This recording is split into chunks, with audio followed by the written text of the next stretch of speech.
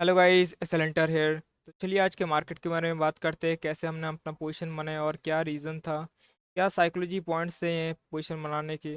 हर चीज़ समझेंगे इस वीडियो में। आज हमने कॉल साइड में काम किया और बहुत ही बम्पर प्रॉफिट देखने को मिला। आज एक्सपायरी का डे था। लगभग 5,300 के आसपास प्रॉफिट बुक किया, वो भी एक लॉट में। और पोजीशन मैंने बनाया था 9:19 पे, और पोजीशन को एग्जिट कर दिया था 10:42 पे। तो क्या रीज़न था पोजीशन बनाने का कॉल साइड में, हर चीज़ समझेंगे। देखिए, सबसे पहले आपको क्या करना है कि चैनल के अंदर जाना है और प्री एनालिसिस देखना है।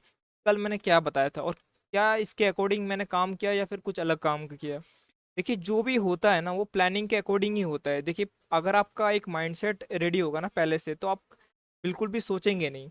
और यही चीज़ चाहिए। देखिए, मार्केट में आपको अगर कुछ ट्रेड लेना है ना, तो आप अगर सोचोगे कि मार्केट ओपन होगा, उसके बाद अगर कोई पैटर्न बनेगा, कोई डब्ल्यू पैटर्न बना, कोई डबल बॉटम बना, ठीक है, ऐसे कोई पैटर्न बना, उसके बाद मैं ट्रेड लूंगा, या फिर कोई भी सपोर्ट रेजिस्टेंस, ऐसे अगर आप सोचोगे तो काम नहीं बनेगा। देखिए, आप इंट्राडे में काम कर रहे हो और इंट्राडे में आपको हमेशा दूसरों से आगे होना चाहिए एक कदम। आपको पहले पहले पता होना चाहिए कि कहाँ पे अपना अपना पोजीशन बनाना है ना। तो यही चीज़ प्री एनालिसिस में होता है। आपको पूरा प्लानिंग पहले से रेडी करना पड़ता है कि किस केस में हमको कैसा ट्रेड लेने से हमको बेनिफिट मिलेगा। ऑपरेटर कैसा माइंडसेट बना के बैठा है, इसी चीज़ को मैं कह रहा था। तो प्री एनालिसिस का वीडियो आप खोल के देखिए, मैंने एग्जैक्टली बताया था कि अगर थोड़ा बहुत भी गैप ओपन होता है ना, कोई दिक्कत नहीं। ये जो क्लोजिंग प्राइस है ना, क्लोजिंग प्राइस का भी ब्रेकडाउन नहीं करेगा मार्केट, इतना भी मैंने बता दिया था। मतलब इससे ज़्यादा तो मैं क्या ही बताऊँ एक्यूरेट। तो एग्जैक्टली बताया था कि ये जो सेलर है ना, कल पूरा समझाया था कि जो रेंज बनाया था मार्केट ने, तो जिसने भी बाय किया था उनको मार्केट ने ऑलरेडी ट्रैप कर चुका। तो ये जो सेलर है, ये होल्ड करके अपना पोजीशन बैठे थे, और एक्सपायरी का दिन है तो इनको तो मार्केट निकालेगा, है ना। इसीलिए in case of gap up या फिर 52,887 के ऊपर ऊपर हम क्या करेंगे, बाइंग का ही प्लान रखेंगे। गैप अप में तो यही बताया था कि क्लोजिंग प्राइस कभी ब्रेकडाउन नहीं करेगा मार्केट, छोटा मोटा सेलिंग आके मार्केट चला जाएगा ऊपर। ये क्यों बताया था? देखिए, ये सब एक्सपीरियंस और थोड़ा बहुत सेटअप्स के अकॉर्डिंग ही काम करना पड़ता है। यहाँ पे अगर आप देखेंगे तो ऑलरेडी मार्केट में सेलर बैठे हैं, और ब्रेकडाउन देखिए, जब अगर सेलर बैठे हैं ना ऑलरेडी, तो ब्रेकडाउन करने की कोई ज़रूरत नहीं है, क्योंकि ब्रेकडाउन के बाद फिर रैंडम सेलर आएंगे तो वो फिर दिक्कत हो जाएगा फिर, है ना। तो इसीलिए आपको देखना पड़ेगा कि अगर आप कॉल का भी पोजीशन बना रहे हो तो क्या वहाँ पे क्लोजिंग प्राइस को देख के कॉल बायर्स आ रहे हैं, वो भी चीज़ आपको इंपॉर्टेंट है। तो यहाँ पे अगर देखेंगे आप, तो यहाँ पे क्या दिख रहा है आपको, ये देखिए, पहले मार्केट ने 200 के आसपास ओपनिंग दिया और बार बार मार्केट रिजेक्शन ले रहा था 200 के आसपास। देखिए, एक कैंडल बनाया, फिर रिजेक्शन आया, फिर रिजेक्शन। तो उसके बाद ही मैंने पोजीशन माना, क्योंकि यही है ना कि अब एक्यूरेट एंट्री तो नहीं कर पाएंगे। हो सकता है कि थोड़ा बहुत और नीचे जाए, एग्जैक्टली क्लोजिंग प्राइस का सपोर्ट ले। बट देखिए, वही बात है कि एंट्री आपको वहीं पे ले लेना चाहिए जहाँ पे आपको लगता है कि हाँ, यहीं से जाना चाहिए। ज़्यादा से ज़्यादा मार्केट यहाँ तक जा सकता था, इसीलिए मैंने यहीं पे पोजीशन बनाया कि ऑलरेडी रिजेक्शन लेके मार्केट में सेलर आ ही रहे थे। और देखिए, और एक कंफर्मेशन ये मिला कि तुरंत मार्केट ऊपर निकल गया। तुरंत निकलना ये होता है कि जो क्लोजिंग प्राइस का वेट कर रहे थे कि हाँ, क्लोजिंग प्राइस का सपोर्ट लेगा तो मैं बाय करूंगा, ऐसा करके, तो वो तो निकल गया मार्केट। अब ये देखिए, मार्केट यहाँ से यहाँ तक निकल गया, तो वो देख रहा है कि यहाँ पे तो रेजिस्टेंस, यहाँ पे तो मैं बाय नहीं कर पाऊंगा। एक काम करते, क्या बोलते हैं, रिट्रेसमेंट आने देते, उसके बाद मैं बाय करूंगा, कोई दिक्कत नहीं। बट वही तो मार्केट का चाल है ना। मार्केट करेगा ही नहीं रिट्रेसमेंट, बायर को बिठाएगा ही नहीं। उससे पहले वो कुछ सोच पाए, वो मार्केट निकल ही जाएगा, क्योंकि ऑलरेडी सेलर के पास एसएल बैठे हैं ना। 400 के आसपास ऑलरेडी एसएल्स पड़े हुए हैं, तो मार्केट क्यों ना जाए उधर, है ना। और दूसरा चीज ये देखना है कि ये जो रेजिस्टेंस का ब्रेकआउट किया, यहाँ पे भी तो बायर आएंगे, यहाँ पे ब्रेकआउट के बाद तो यहाँ पे भी बायर आए। तो एक चीज देखा कि मार्केट ना कंटिन्यू जा रहा है। तो कंटिन्यू जा रहे थे, ये सेलर तो निकल गए, बट एक चीज हमको क्या देखने को मिल रहा है, जो बायर आ रहे थे ना वो बहुत ज्यादा प्रॉफिट में आ गए। अगर आप देखेंगे तो लगभग लगभग 100 पॉइंट्स मार्केट ने यहाँ पे मूव कर दिया है, यहाँ पे अगर ब्रेकआउट के बाद भी देखे तो 100 पॉइंट्स के आसपास। तो वही बात है कि मार्केट अगर यहाँ पे रेड कैंडल बनाता ना, अगर आपको मैं बताऊं, यहाँ कहीं रेड कैंडल बनाता तो मैं एग्जिट कर देता। क्यों एग्जिट करता? क्योंकि यहाँ पे बायर आते तो उनको रिट्रेसमेंट देने के लिए नीचे आता। हो सकता है फिर 200 के आसपास थोड़ा वॉलेटिलिटी होता, मार्केट ऊपर जाता, फिर मार्केट में भी ब्रेकडाउन करता, तो वो अलग सीन हो जाता। बट यहाँ पे क्या देखने को मिला कि ब्रेकआउट के बाद भी मार्केट कंटिन्यू ऊपर गया। तो कंटिन्यू ऊपर जा रहा है, मतलब बायर बायर प्रॉफिट में आ रहा है, और प्रॉफिट में आ रहा है तो मार्केट उनको टारगेट नहीं कर पाएगा। तो मार्केट देखना पड़ेगा कि मार्केट उसके बाद क्या करता है। हो सकता है मार्केट यहाँ पे होल्ड करे, है ना। अगर मार्केट ये जो बाय रही है तो मैं तो यहाँ पे बाय करके बैठा हूँ, मेरे को तो टारगेट करेगा नहीं, ये तो रिट्रेसमेंट ही करेगा ना। इसीलिए मैंने यहाँ पे होल्ड किया, और थोड़ा बहुत होल्ड करने के बाद भी मार्केट बहुत अच्छा खासा ऊपर गया। उसमें क्या देखने को मिला कि देखिए यहाँ पे निफ्टी को और बैंक निफ्टी को दोनों को अगर देखेंगे तो बैंक निफ्टी देखिए 500 के आसपास आ चुका था। और यहाँ पे क्या दूसरे लोग क्या कर रहे थे, जब मार्केट इतना बढ़ चुका है ना, इतना मार्केट बढ़ चुका है, तो मार्केट में क्या मिल गया, टॉप मिल गया, और उनको क्या मिल गया, एक रेजिस्टेंस मिल गया। तो दूसरे लोग क्या करेंगे, सेल करेंगे यहाँ पे कि मार्केट इतना बढ़ चुका है और कितना बढ़ेगा मार्केट, है ना। उनका ये साइकोलॉजी है।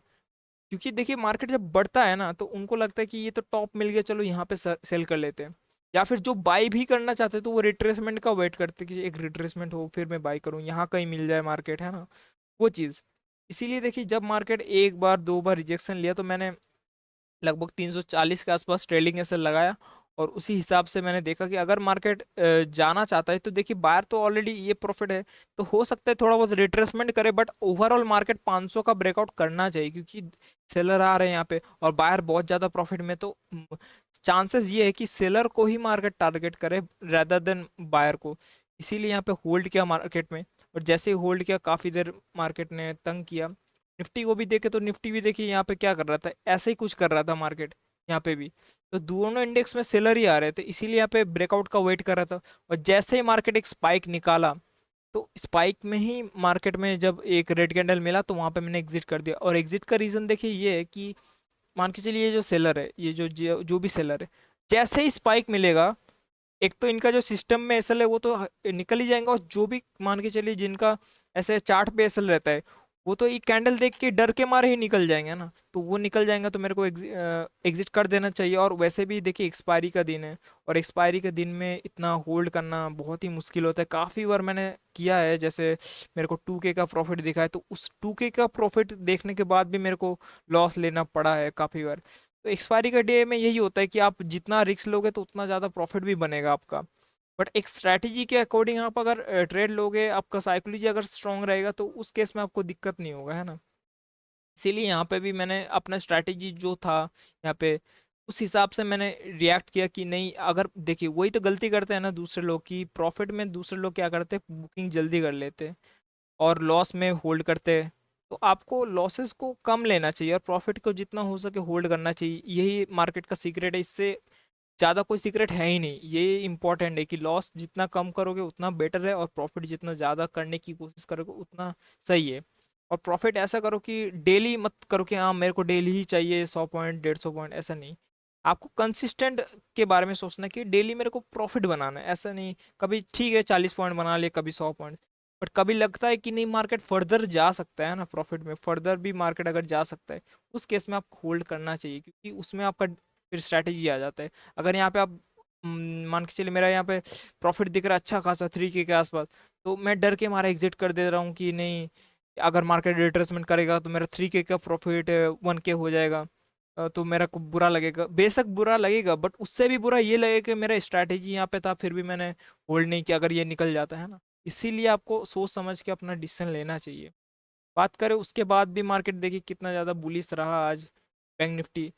और इसमें देखिए एक ही चीज़ है कि निफ्टी को देखिए, निफ्टी जैसे मार्केट निफ्टी को होल्ड कर दिया और बैंक निफ्टी काफ़ी ज़्यादा बुलिश हो गया। तो ऐसे केस में क्या हो गया कि बैंक निफ्टी तो काफ़ी ज़्यादा बुलिश हो गया, तो यहाँ पे दूसरे लोग बाई कर नहीं पाए। और जो भी बाई कर रहे थे देखिए यहाँ पे जो सेलर वगैरह 500 के आसपास वो तो निकल गए। तो 500 वाले जो सेलर थे वो तो सोचेंगे कि अरे यार इतना स्ट्रॉन्ग कैंडल बना के ऊपर जा रहा है, अब तो यार कुछ नहीं कर सकते, अब तो मार्केट ऊपर ही जाएगा, चलो मैं यहाँ पे रिट्रेसमेंट पे बाय करता हूँ। तो देखिए कैंडल भी कितना धीरे धीरे गया मार्केट ऊपर ऊपर, देखिए कितना ऊपर गया। तो जैसे दूसरे लोग बाय किया तो देखिए रिट्रेसमेंट आ गया। तो यही होता है, दूसरे लोग जब 500 के ऊपर वो बाय करने की कोशिश करते हैं तो मार्केट ऐसे रिट्रेसमेंट करता है। और उससे भी बड़ी बात देखिए, निफ्टी बैंक निफ्टी को जिसने बाय नहीं कर पाया ना, तो वो निफ्टी को देखते हो कि निफ्टी में सस्ते प्राइस मिल रहा है कि चलो निफ्टी में भी तो 500 का लेवल है, इसका क्या पता ब्रेकआउट हो जाए, तो चलो यहाँ पे बाय करते हैं। जिसने यहाँ पे बाई किया ना निफ्टी में, तो देखिए कितना बढ़िया डाउनफॉल किया सेकंड हाफ में, एकदम उनका ऐसे लिट किया। तो यही होता है, कभी भी दोनों इंडेक्स एक साथ नहीं जा पाते, है ना। दोनों इंडेक्स अगर एक साथ जा रहे हैं तो वहां पे रिवर्सल के चांसेस ज़्यादा हो जाते हैं, क्योंकि दोनों में अगर दिखेगा कि मार्केट ऊपर जा रही है तो दोनों में बायर आएंगे ना। कभी मार्केट हमेशा कंफ्यूजन क्रिएट करता है कि कभी एक इंडेक्स ऊपर जा रहा है तो कभी कोई इंडेक्स नेगेटिव जा रहा है, तो ऐसा करेगा तो मार्केट ज़्यादा मतलब अपना मोमेंटम कर पाएगा, है ना। ये चीज़ आपको ध्यान रखना चाहिए आगे के लिए। बाकी आज के लिए इतना ही था, जो भी ट्रेड लिया।